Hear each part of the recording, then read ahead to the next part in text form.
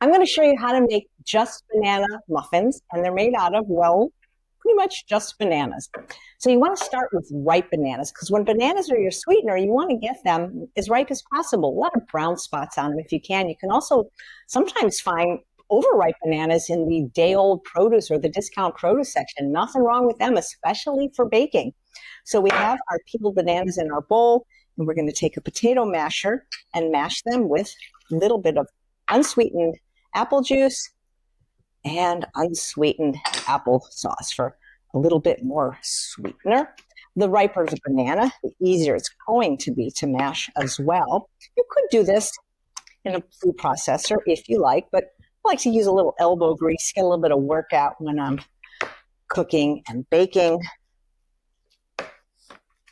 You can actually freeze bananas. Make sure you take the peel off first, and then you'll always have them for your baking needs using the fruit, the whole fruit, and nothing but the whole fruit. This recipe was featured many years ago and still is featured occasionally on Forks Over Knives website, and people really seem to like it. It's not sickly sweet like most muffins that are made with things like sugar and flour and oil. So we just want to mash this up as best we can before we mix in the dry ingredients, which are basically just gluten-free oats. I don't even grind my oats into a flour anymore. I find that rolled oats, believe it or not, are pretty processed. They're the third incarnation of oat, followed by the steel-cut oat. First, it comes from the oat growth that when you bake with them, they pretty much dissipate. But if you would rather grind them into a flour or pay a little more for oat flour, you certainly could. I just always have oats on the shelf.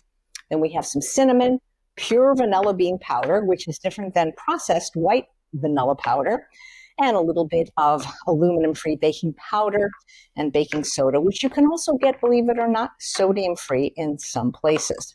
So this is mushed enough for me. I don't mind a few lumps, just like I don't mind a few lumps in my mashed potatoes. And then I'm going to put my dry ingredients in the bowl. Bring over my trusty silicone muffin pan, which is great for easy release when you're not using oil in your cooking or baking.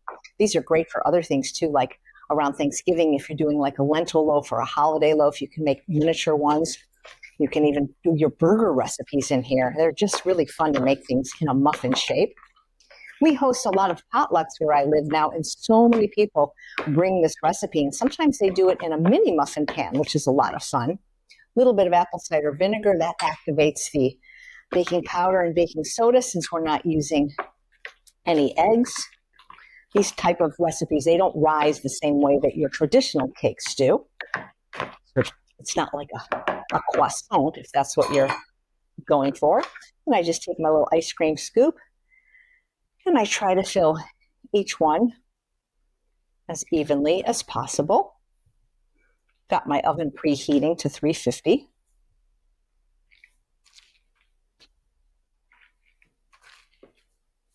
You could probably bake this into a loaf, but a loaf takes a lot longer to bake than a muffin will. These muffins will bake about 20, 25 minutes. If you did it in a loaf, you'd probably need almost a full hour because of the thickness. So I tend to like to do them as muffins. These freeze wonderful. They're basically fruit and oats. You could have these for breakfast. It's a great portable breakfast. You can put a little bit of fruit sweetened jam on it if you like. We'll try to get them as even as possible. It doesn't have to be perfect.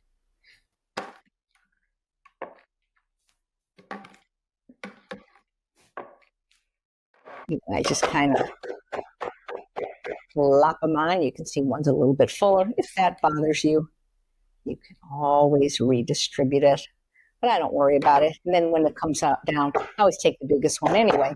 So we're just going to bake these in the oven. I'll show you what they look like when they're done. So after you take your Just Banana Muffins out of the oven, let them cool, because if you can't handle this, they're not going to be pop-outable, if that's a word. But look, if you wait, they come right out. Nothing sticks. So you can put them on a pretty plate.